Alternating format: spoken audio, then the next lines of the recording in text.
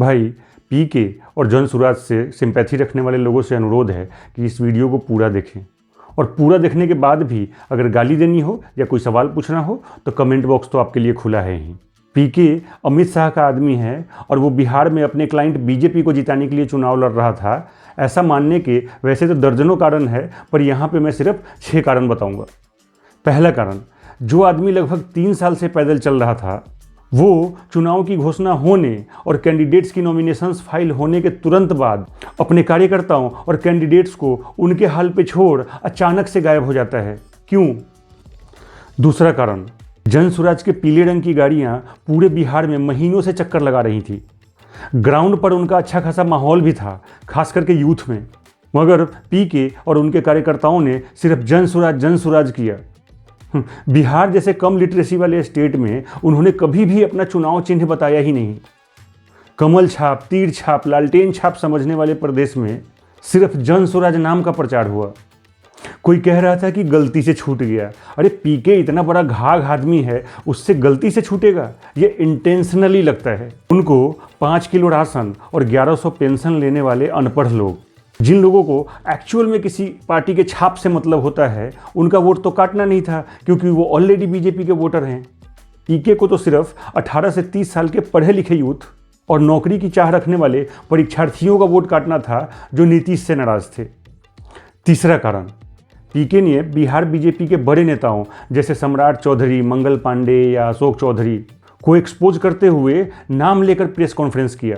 अगर कोई भी और विपक्षी नेता ऐसा करता ना तो उसके ऊपर तीनों की तरफ से सेकेंडों में मानहानि का मुकदमा हो जाता, मगर पीके पर कोई मुकदमा नहीं हुआ। क्यों?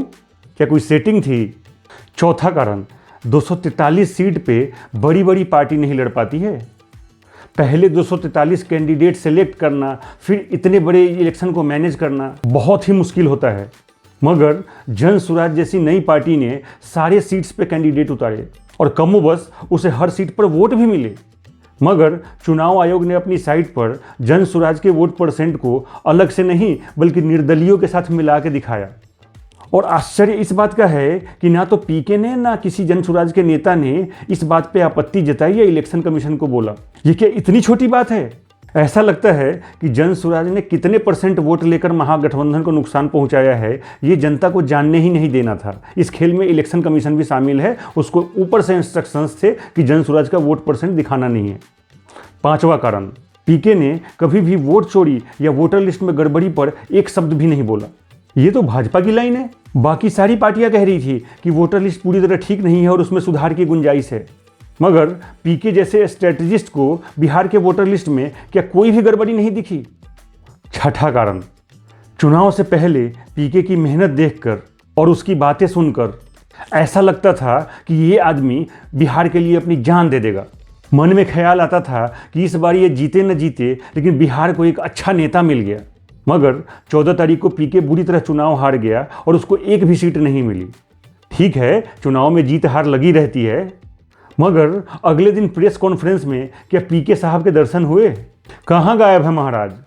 यही है उनका बिहार के लिए कमिटमेंट, या फिर प्रोजेक्ट पूरा हो गया अमित शाह का दिया हुआ तो अब तू कौन मैं कौन?